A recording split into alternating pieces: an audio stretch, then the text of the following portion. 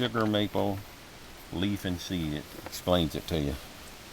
So stop number 2 is that one. Look at that. That's a sugar maple. Looks pretty dead, don't it? Come on. See that big sugar maple? How big? Yeah.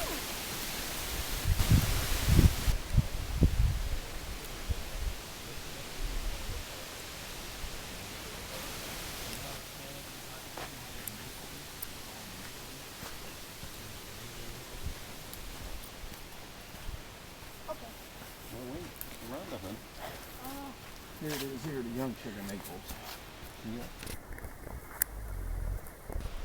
Helicopter must have already fell off or something. Okay, stop number 4. Arrow. Okay.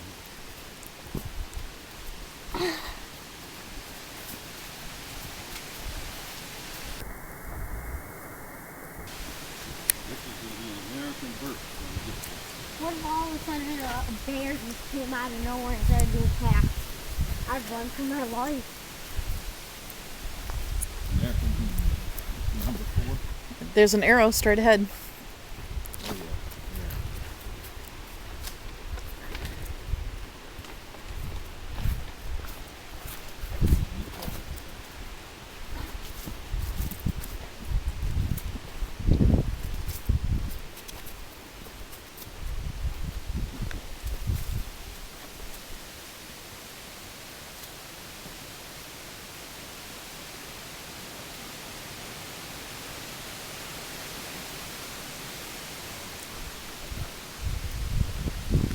Yeah.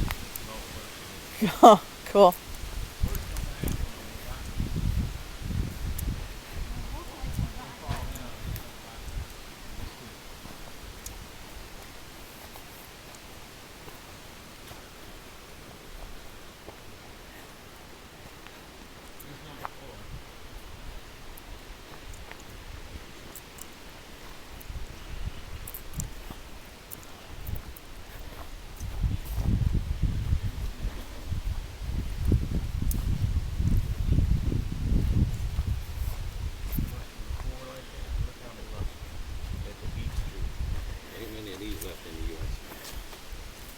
They cut them all down, using them for different. It's really hardwood.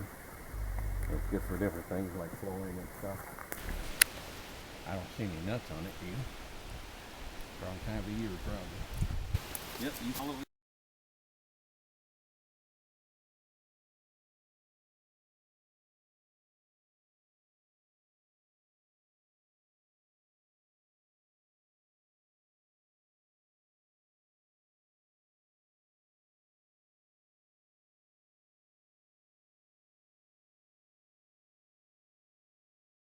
Species of club mosses. One species called running ground pine was collected so extensively for Christmas wreaths that it became very scarce and was protected in some areas. Further up the trail on the right is another species of club moss.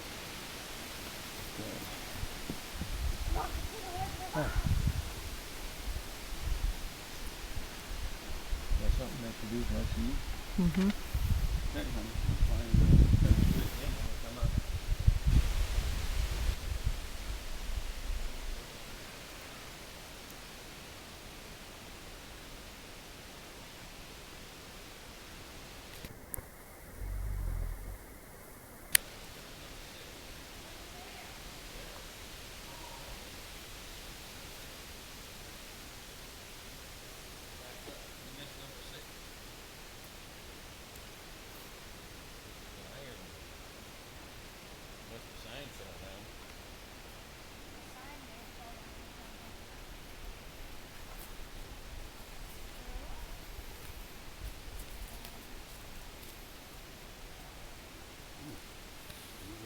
To 7.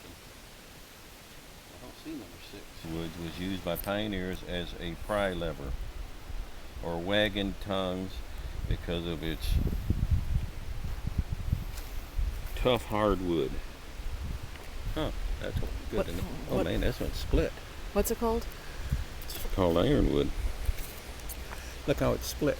Yeah. I wonder if lightning or something hit it. It's fresh too, look. Inside, that's fresh split. Unless they normally split that way. Huh. It's interesting. My my tree's more rare to see split. That's like see if we can find any. That might be dead. I don't know if there are any seeds. All right, number 7 is a red oak. That's a good hard tree. Read about it. Oh my God, this is not school. Red oak. This acorn producing tree can grow to among the largest trees of the northern hardwood forest. Since oak trees generally need a lot of sunlight, this tree must have been a seedling when the surrounding trees were also small, thereby allowing it to have enough sunlight to grow. We can predict that young oaks in a northern hardwood forest will grow where they will get enough sunlight, such as in an opening or at the edge of the dense forest. A bark of the red oak flattens toward the top, giving it an ironed out appearance or looking like ski trails. What is this on the side of the tree? Look at it, flat. Oh, that's mushrooms in it. That's a fungus. It's a mushroom. It's a certain type of a mushroom. At school, there's a giant mushroom living on a tree. Really? A growing Well, see, that tree is dead and rotted, and that's where mushrooms grow from. They like rotted wood and damp ground. There's probably a lot of mushrooms in here in the springtime. Let's go. Wait a minute. Gotta look at the leaf on that acorn. Okay, there's the leaf and acorn. 8. Find number 8.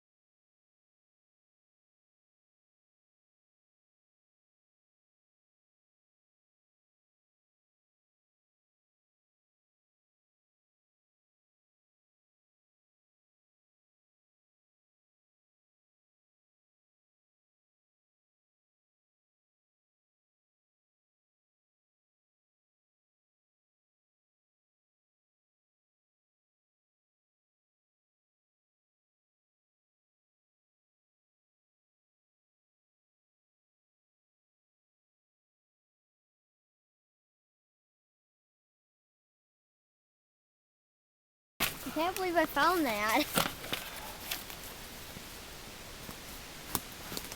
So where was it pointing? This one? Must have been. Yeah. Let's see. Set it on the trail. So I Probably see it. right on the roots. There we go. Like that. Okay. Okay. Keep on looking. Okay, we're going to number 8 now? Yeah. Or 9? No, we were looking for 8. We couldn't find it. Wait, maybe we can't save. Well, but it wasn't marked, and I know of. So we just follow the trail to number 9. It's going to be quite a ways. We had the path. And the path to the trail. Number 9 should be almost down to the road, somewhere in this area.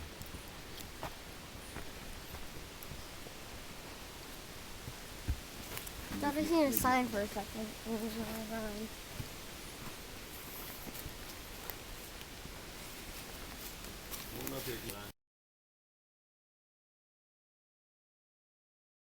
I found it. Okay. That's a basswood.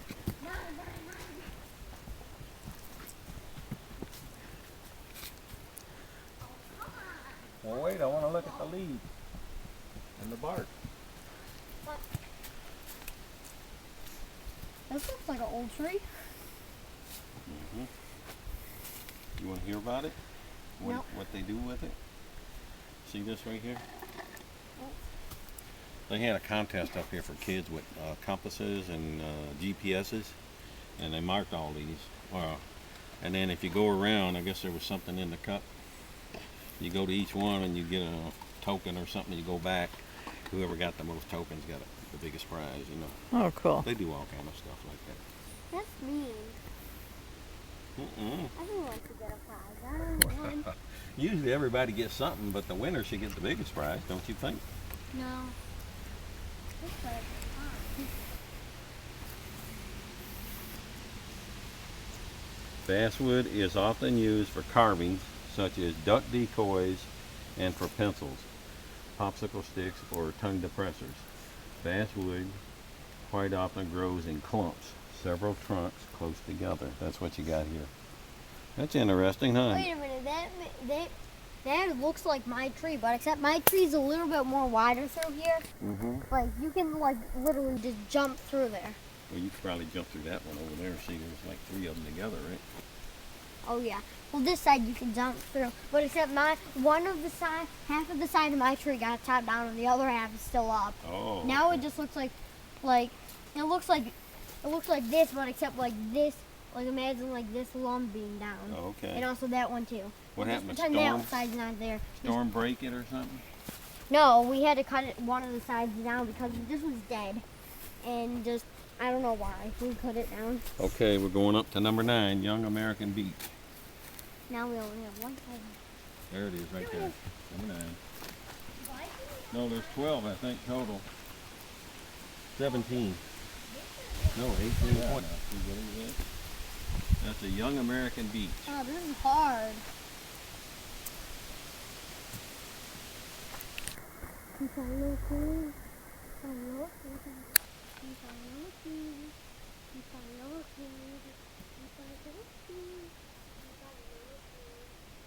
is number 10. I salute. I salute. I salute. Found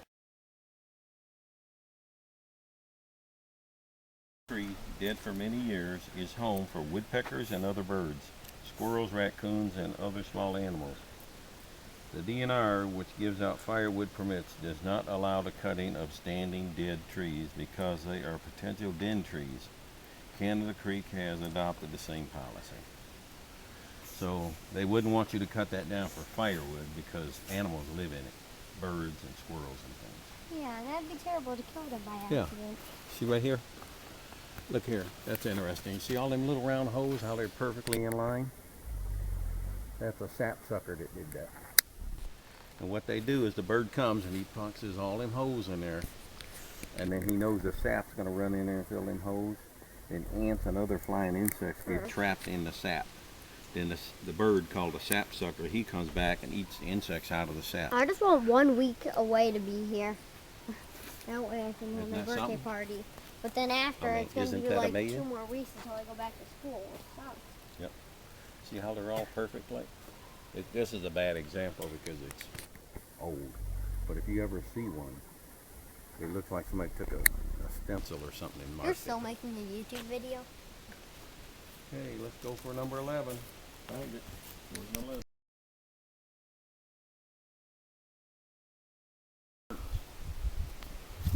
Paper birch. It's called a paper birch. Probably because it's flaking like that, right? Says the white birch separates freely into thin papery layers, which is highly flammable, making it very useful for starting emergency campfires. This tree is shade intolerant, which means the young seedlings require lots of sunlight. Therefore, this 60-foot tree must have developed when the neighboring trees were also small, in order to get enough sunlight.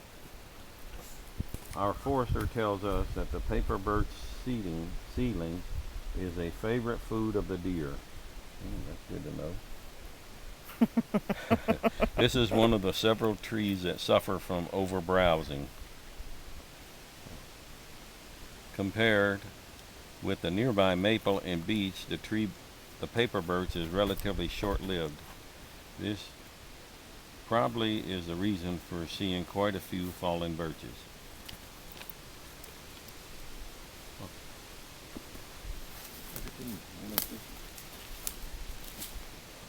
Oh, these are acorns.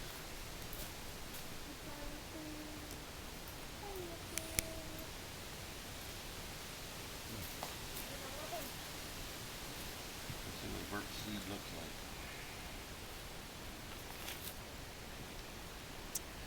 birch leaf and seed. Oh, that's what that is. I've seen those seeds before, didn't know what they were. What seeds? Yeah. Oh. Looks like that. It's got like a paper thing on it. I've seen them before. Mm-hmm. Didn't know what they were. Okay. Number 12.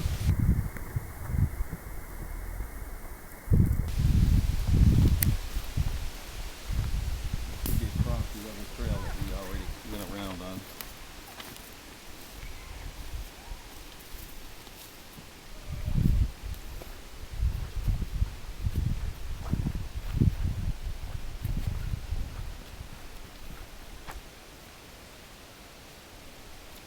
The loop. Oh. We gotta do another loop this time. No.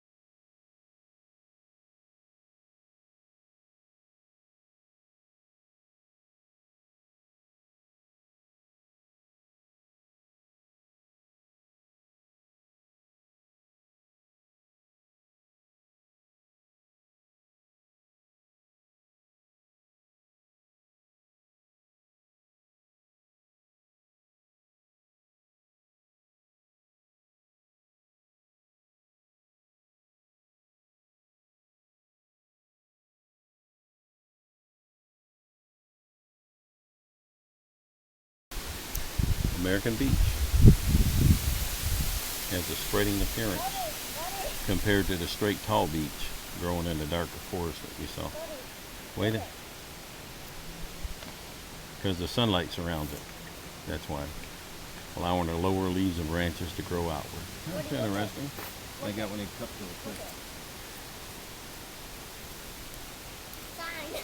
13 already? Yep. That's my new dance move from now on.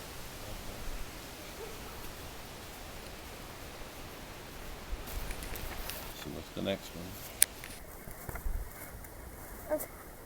Over there. You see it already? No one sees the arrow. Number 14.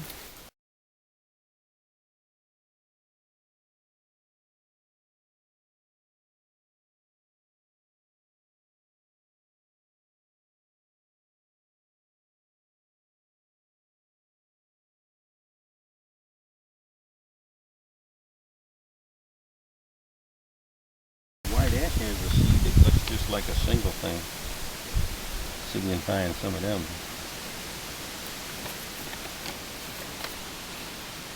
See, here's the sugar maple. That's what we're looking at here. Got the double helicopter.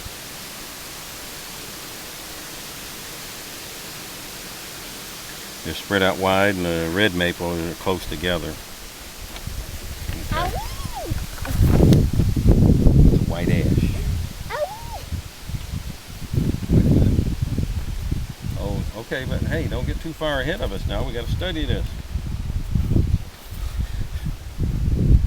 Come here. I got to read it to you so you get an education. Summer school. Huh? Summer school. You're in summer school, buddy. Don't you know that? Story time at 5. No, you're in summer school science class. Come here. Biology class. Camping is not always. Form a diamond-shaped pattern. See that? See the diamond-shaped pattern on that bark? Yeah. Okay. Oh my God, you'd be good for a field trip, teacher. It has opposite compound leaves, meaning the whole leaf is made up of 7 to 9 leaflets. See any leaves? Ah, they're way up there. Baseball bats are often made of ash. So this is what they make your baseball bats out of. Thank you, tree. Thank you. Often you can see ash seedlings, tiny trees, growing on the ground of a northern hardwoods. So that's probably one right there. These are, yeah, here the seedlings are growing. Oh yay, baseball bats are growing. Yep, he's right. Look, they're all over the place. Look at this. Look. Wow. Look at. All right, number 15.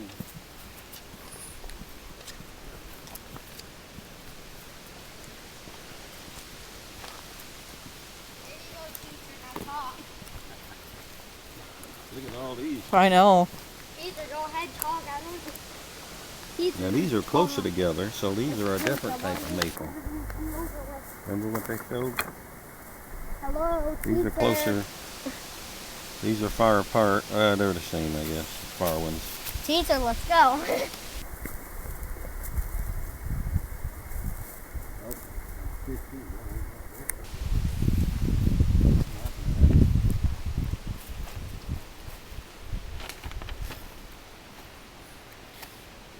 Quaking aspen.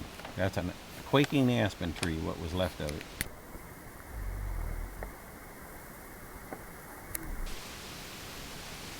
Oh, it fell over in 2005, creating an opening in the forest which allowed the sunlight to reach the forest floor.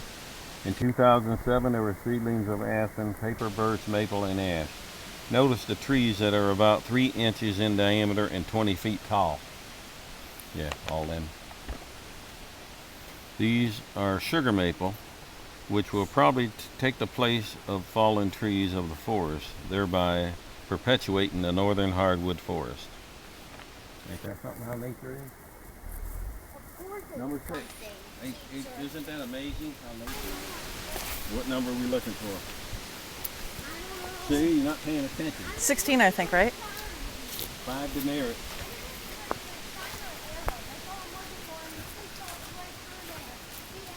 Check it out. What's the birch? Yeah. Yeah, something. Or amazing. It's all of it. It's all routed out. Crazy.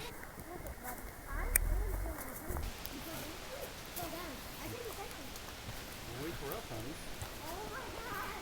Number 16. Look at that one with all the holes in it. Woodpecker got a hold of it. Something. You know, somebody cut this open so we could get through here. They probably could have cut that stuff.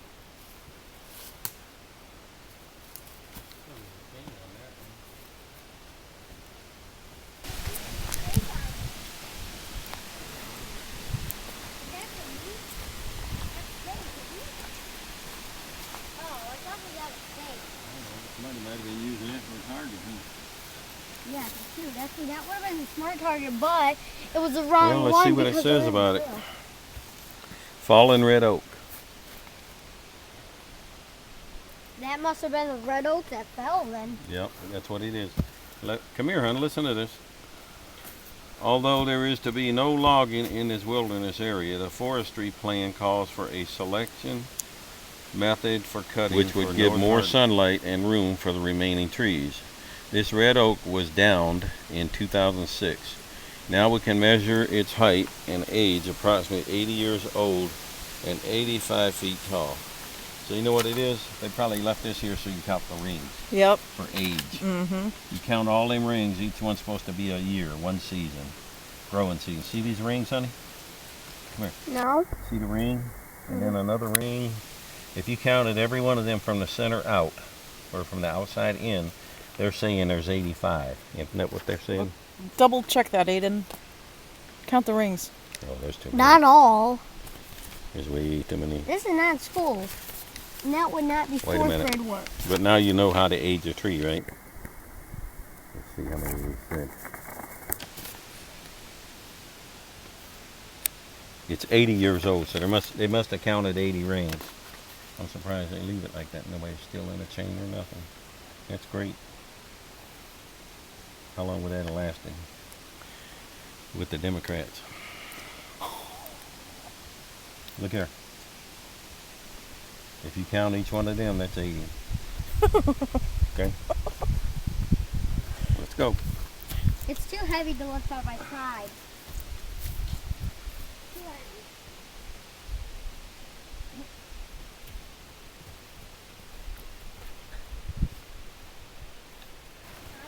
Wait, 17. Yes, 17. 17. You'll have to edit that out of there. Oh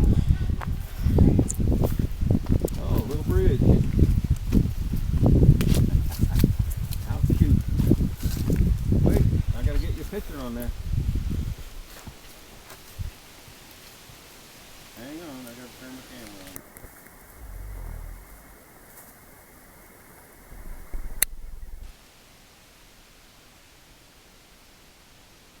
No, don't do that, honey. Give me a good, just hold on to the rail. Give me a good smile, nice one. Now can I do this? Yeah, go ahead.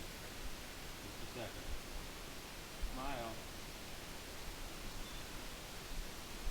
Alright. Remy, you want me to put you over here? Nope, thanks.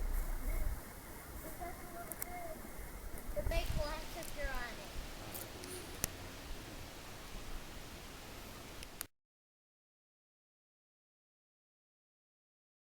one. Right? Let's look and see. Says it's a fallen tree. 17. It's not a fallen tree. Unless they're talking about this one. Or that one. Maybe it's that one. Let's see what they say. The remains of this 100-year-old tree becomes the home to insects, mosses, lichens, and small plants. This process of death and decay eventually will enrich the forest soil. Now listen, this is very important. Will enrich the forest soil.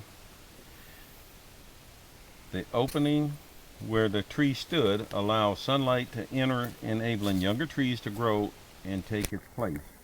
This is nature's way of perpetuating the northern hardwoods forest. Okay. And that goes for people too. Yeah. When you die and go into the ground, you become part of the food chain.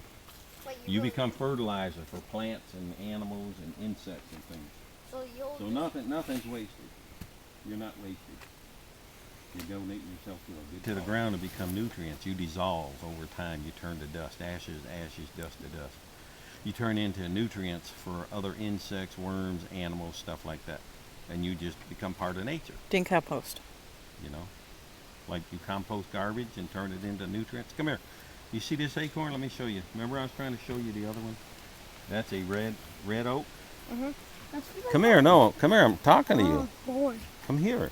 This is... Deer love these because these are white oak. Mm-hmm. That's a red oak. You see the difference in the shape? Nope. That cap on there. See how flat it is? Mm-hmm. This one's not flat like that. This is white oak. And Okay. white oak are the good eating ones. You could actually eat these if they weren't green. You have to let them dry. And it tastes good. The red oak is bitter. You can eat those, but they're bitter. Better? It's better to eat Good. and it tastes better. It tastes sour. Sour goes good. I'd rather eat the red oak. It makes your stomach upset. But White- it's the white oak sour. It's real sour.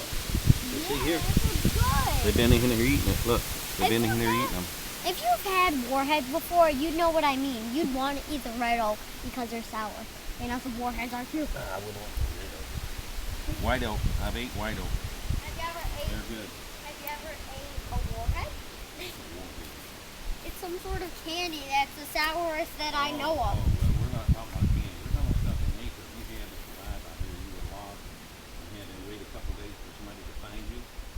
You could eat white oak acorns and a few other things. You could eat the red, but they'll make you sick. They won't kill you. Okay. Number 18. I bet you do. I bet you want a hot dog. What do you want for dinner? Nothing. Nothing. We don't get these 3 questions right. That's what it's gonna be. No. Look at that right there. What do you think caused that on that tree? I don't know. The more you say that I can't eat if I don't get these quizzes right, the more I'm just kidding the you. more I'm gonna scream. Uh oh, look here. Look here. Look at that. There's something big in there. Let me knock on that, see if anyone comes out. Okay? Might be a squirrel stick his head out. Listen.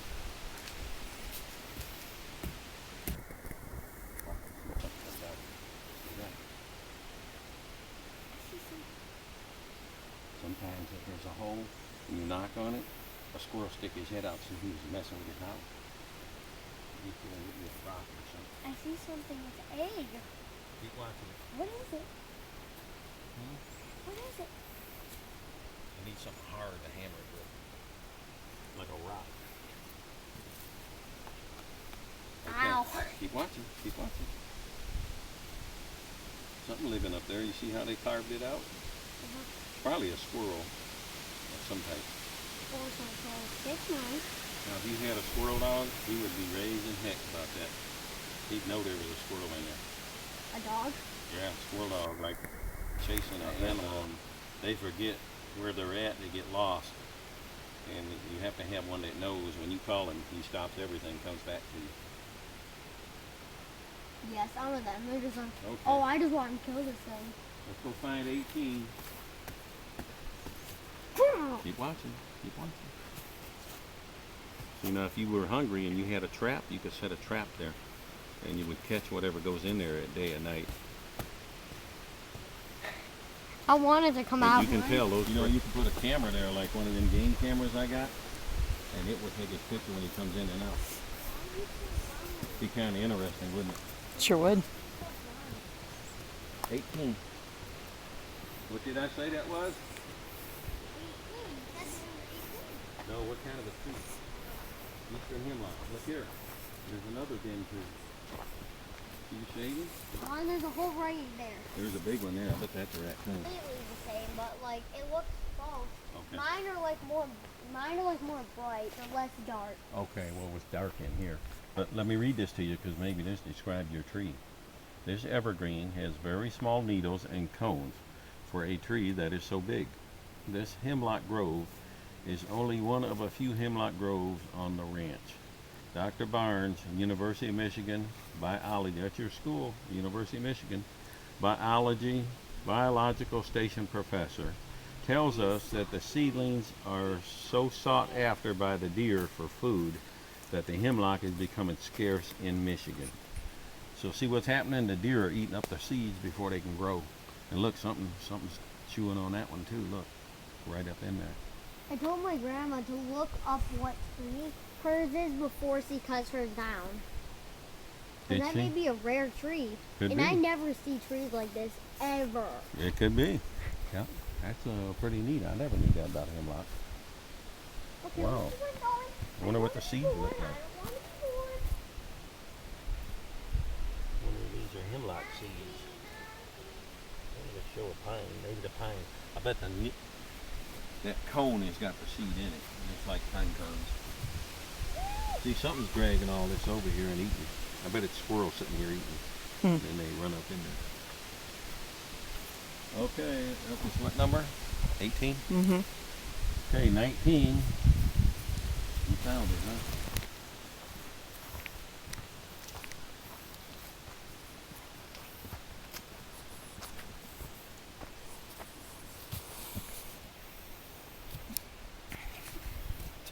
Okay, what kind of tree? Oh, that's another hemlock, isn't it? 19.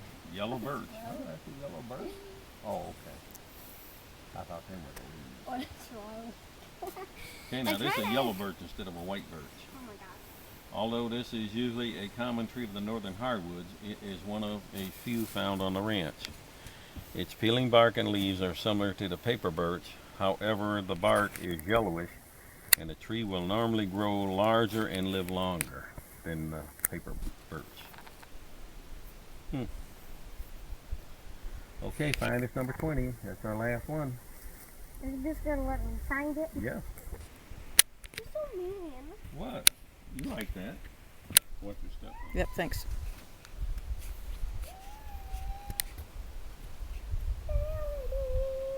Oh, there it is. Okay. Birch. What kind of birch? Paper. Paper Birch. birch. You got that right. Can I just call it birch? Yeah, but it's paper birch. And the one we just looked at is yellow birch. You know, paper birch is the best birch. Just because it doesn't look like yellow. Yellow looks weird.